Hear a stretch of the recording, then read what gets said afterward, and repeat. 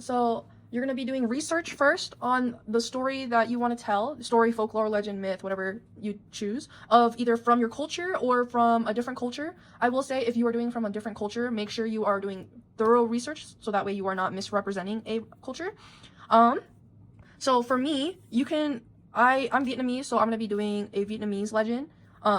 We are going to be going over the origins of Vietnam and the very first Vietnamese people. So this is a plot diagram that was shown on my presentation. This is missing a conflict area that usually is in between the exposition and the rising action. So for the exposition, it's basically gonna be there for you describing the setting, introducing the characters that are gonna be in this story, kind of basically giving you background knowledge of what your world is, the world that we're gonna be reading about, if that makes sense. So my two characters are going to be a dragon from the sea, so right dragon, sea, and then a goddess from the mountains.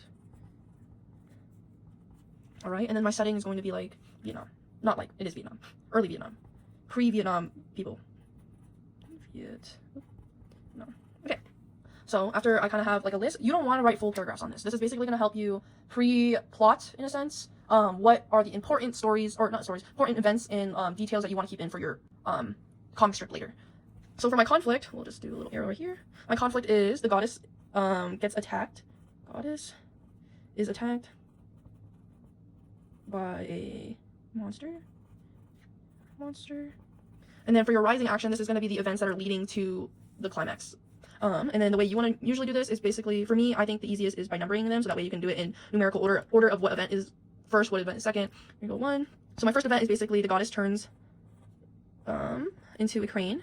Oops, turns into a crane. And then to escape. To she's still being chased. No, the monster is basically hungry as frick.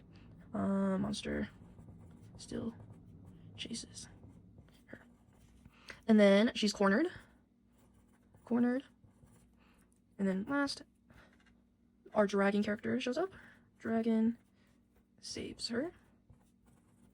And then these are my 4 events that kind of lead up to our climax. And the climax that I think is the climax is basically where they basically fall in love at first sight. So we'll write fall in love at first sight.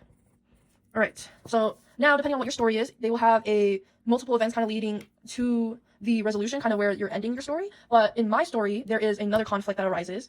So I'm going to just kind of do a little detour in a sense. So for my falling action, after they fall in love, they get married, as couples do.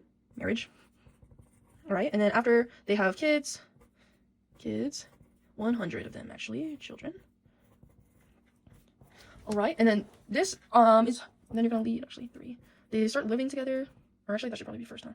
So the thing about legends and myths, there are definitely a lot of details that either got not like misinterpreted, or it's more like there's different versions of each story. So like there was another version I found that instead of a goddess, she was a fairy, or the kids were all individually in separate eggs, so the goddess laid 100 eggs, but another one said that there was just one solid big egg with 100 kids in it, basically. So I guess you could pick and choose, and there are like you can always interpret it a way to make kind of the story kind of flow a little bit better, just as long as you're not changing the whole story as a whole, if that makes sense. So because this detail is important for my second conflict. Basically they're living together now, and then my second conflict. So we'll write second conflict. Conflict. So my second conflict is they're missing their home, and they have their duties to each other home. So basically we'll write homesick, and responsibility to their worlds. So that's my second conflict. And I guess my second part of the falling action, so after that conflict, in order to kind of solve the conflict, I'll put it on this side, is that they decide to split up. They split up, and then 2, and each, I guess, character, or the dragon and the goddess, they both take 50 kids each to their own separate world. So 50 V versus 50. So right, mountain, sea, to keep balance. All right. So after this, you can kind of now go into the resolution, basically explaining how all the conflicts have been resolved. So obviously, this conflict resolved within the rising action, and then another conflict arose, and then now we're going to end the story. So the story basically ends with 50 kids in the mountains, 50 kids in the sea. You're gonna explain, or I'm gonna explain that the 50 mountain people are now the minorities of Vietnam, or like the very, I would say, I'm gonna say like indigenous, but they're very, yeah, we'll just leave it as minorities. That's what everyone calls them. Minorities of Vietnam. And then they would also soon later produce many of the kings that ruled over Vietnam. Produce kings / leaders. All right, and then for our 50C kids, they became excellent like sea dwellers. Not them living in the sea, more as in like they settled by the coast of the sea. So coastal people, however you spell it, people. And then amongst the sea people are the first king of Vietnam. And then that's basically what you're gonna start off with. Obviously you can keep going back and forth kind of as you're like progressing to making your comic. You can keep going back and forth and kind of editing what you would like to add and what you want to not add or like take away basically. Now onto the next sheet that you're gonna be using, if I can grab it, are these storyboard templates. So you're gonna have your little plot diagram off to the side, kind of looking back at it. You don't really have to fill this out. If you want to fill it out, go ahead. And then these are just basically sketches. I say don't go into full detail until you get into the final comic strip. You also don't have to, when you're making your comic strip, you don't have to draw these exact same boxes. Most comic strips are they're more entertaining when there are different styles of panels and sizes, and just basically like more dynamic in a sense to read. Like I said, this is just kind of a sketch of how you want everything to look within your comic panel. Okay, so first I'm gonna introduce the world in the setting in my first one. So I'm gonna say, I'll add, so down here, be sure to be like, if you're planning on putting like dialogue, kind of make it short and simple, but also be able to say what you need to say in a sense. If you don't want to put like where the characters are actually talking, you just want to kind of describe or give background information, you don't have to do that in a dialogue. You can just write it down here and then you'll just add it to the panel later, if that makes sense. It'll be easier to kind of understand once you actually make the comic. But so for my first one, I'm kind of explaining what the story is. So say, has anyone told you we're descendants of dragons and gods? And then I don't know, I'll say I'll have a little girl or something, so we'll just do a little sketch listening to this story, but it'll be like a back shadow of a mom or a dad, a parental figure. This is a little dark.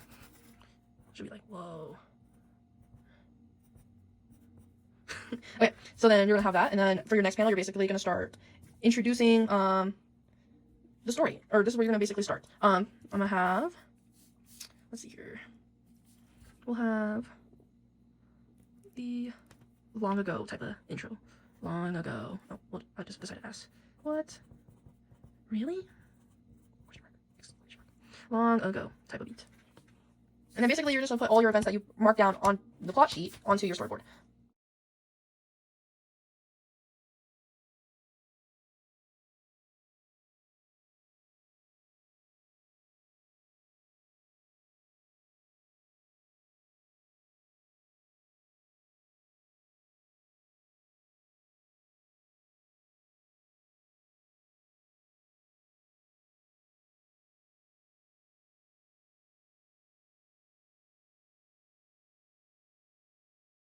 Right, it's time to actually make the comic now. You can either decide to have a landscape kind of layout or a portrait type of layout. Me personally, I like the landscape because I can draw bigger in a sense. And then you're guys basically gonna take all your panels that you did here, or your little storyboards that you did here, you sketched out, and then you're gonna put it into the final product. When you're doing this, be sure to kind of experiment with what kind of shape you want your panel to be and like how the story flows. Obviously, you can edit while you're going through it. So like say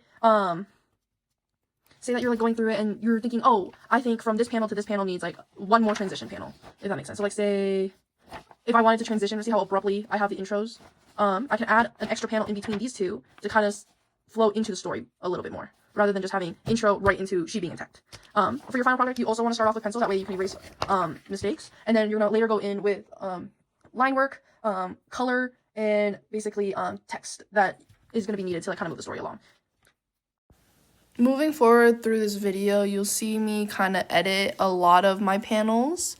And it's basically not following my storyboard or my sketches to a T. Like right here, if you take a look at the top right corner, I have 2 panels, and then you'll kind of see it says flip. So later when I go in with a fine lining and like markers and stuff, I'll flip those 2 panels. Another thing is like just play around with a lot of your compositions within each panel, see what works and what doesn't work. And like I said, you're working with pencil first, so that way you can rearrange and really experiment with how things look. So like right here on the left side, I have a very like asymmetrical panel. Also wanted to add that I ended up not going through with my whole entire second like conflict that I originally had on my plot line, and I just finished my comic where they just fell in love. Just to make things a little easier for myself. Obviously, if you finish early, you can add more to your story, and if you have like a second conflict, you could just also illustrate that as well. I am also going in with color now. Before this, I had gone with Sharpie and a fine tip pen to kind of outline all the words and the panels. Make sure before you add marker or whatever you're coloring with to erase all your pencil lines, because the pencil graphite will smear and it'll just make your panels look a little muddy.